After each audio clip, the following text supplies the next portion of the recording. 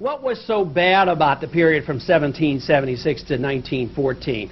Well, the doctors complained a little bit because it was in the 20th century. The doctors, like all business people, decided that there ought to be a monopoly. That if you wanted a little bit of codeine in your cough medicine, it would be much better if you come to me so I can charge you $25 for a prescription, and then you can decide whether or not you need codeine in your cough syrup because, of course, that's good for business, good for the doctor. So this is what happened. Before the 20th century, there was none of that. And it was the medical profession as well as many other groups that agitated for the laws. And there's a pretty good case made that this same concept was built in with racism as well. We do know that opium was used by the Chinese, and the Chinese were not welcomed in this country. We do know that the blacks at times use heroin, opium, and the laws have been used against them. There has been times that it's been recognized that the Latin Americans used marijuana, and the laws have been written against them. But lo and behold, the drug that inebriates most of the members of Congress has not been touched because they're over there drinking alcohol.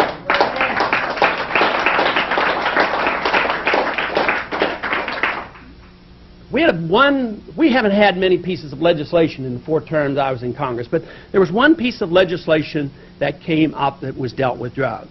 Hardly in the area of the freedom discussion that I would like it to be in, but it had to do with legalization of heroin. It wasn't to make it available. It was to merely make it legal for me as a physician to prescribe it to somebody who had intractable pain, that had cancer, and was not responding to morphine. Now, does that sound like so much to ask?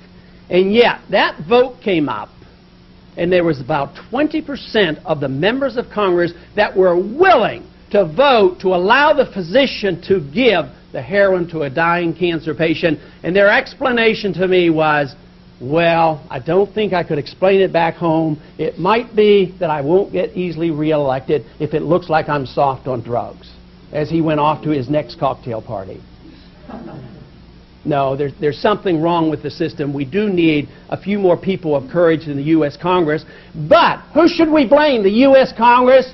Partially. Who else should we blame? You and I. Because we don't do enough to make sure the right people are over there and that we vote for the right people for the presidency and the Congress as well.